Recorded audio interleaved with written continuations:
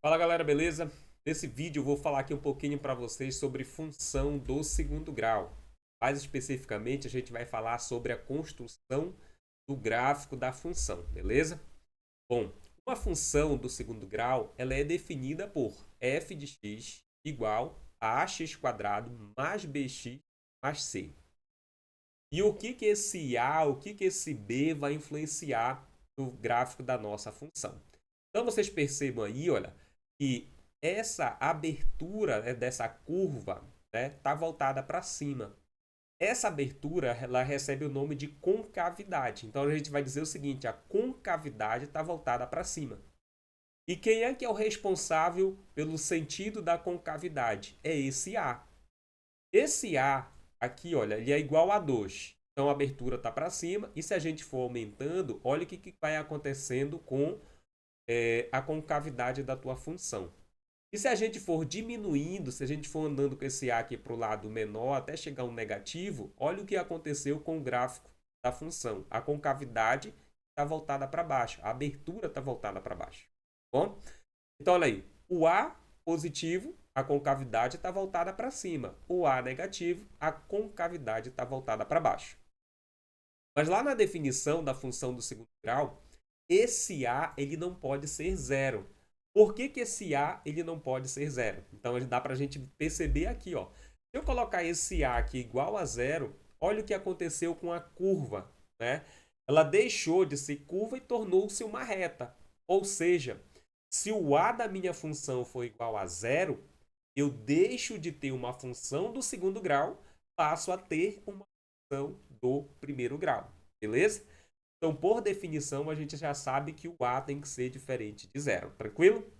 Bom, então se o A tem que ser diferente de zero, não esquece. A positivo, concavidade voltada para cima. A negativo, concavidade voltada para baixo. Mas olha aí. Nesse gráfico, a gente tem uma parte decrescente até esse ponto aqui, olha. E esse ponto ele é chamado de vértice. Desse vértice para cá, para a direita, ele vai subindo. Então, eu tenho uma parte decrescente até o vértice e tenho uma parte crescente passando do vértice. Beleza?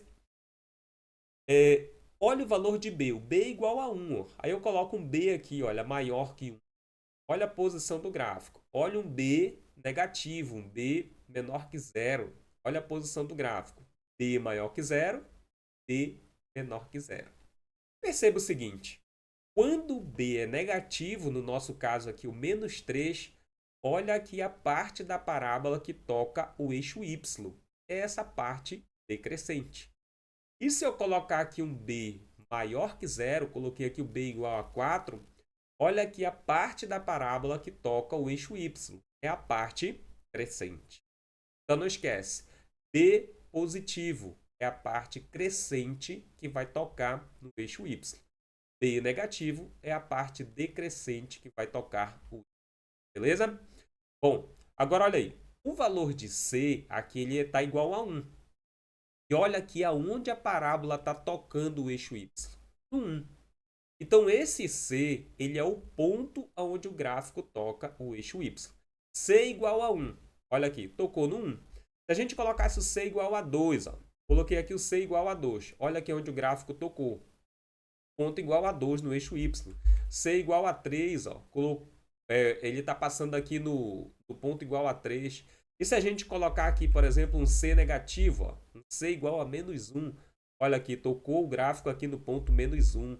C igual a menos 2. Tocou aqui no ponto menos 2. Tá, beleza? Então, o C é o ponto onde o gráfico vai tocar o eixo Y. Ah, mas se o A for negativo, a concavidade voltada para baixo, será que acontece a mesma coisa? Olha aí, o C igual a 1, tocou aqui em 1. C igual a 2, tocou em 2, no Y igual a 2, beleza? Então, resumindo aí pra gente, galera, o A, ele determina o sentido da concavidade, se a concavidade está voltada para cima, se a concavidade está voltada para baixo. O B é a parte da parábola, se é a parte crescente ou é a parte decrescente. Se o B é positivo, é a parte crescente. Se o B é negativo, é a parte decrescente. E o C? O C é o ponto onde o gráfico toca o eixo Y, beleza? Mais uma vez aqui para a gente recapitular tudo isso aí, olha. A negativo, concavidade voltada para baixo.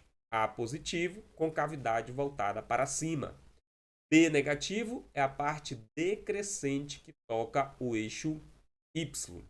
Se o B for positivo, é a parte crescente que toca o eixo Y. E o C é o ponto onde o gráfico toca o eixo Y. Tranquilo?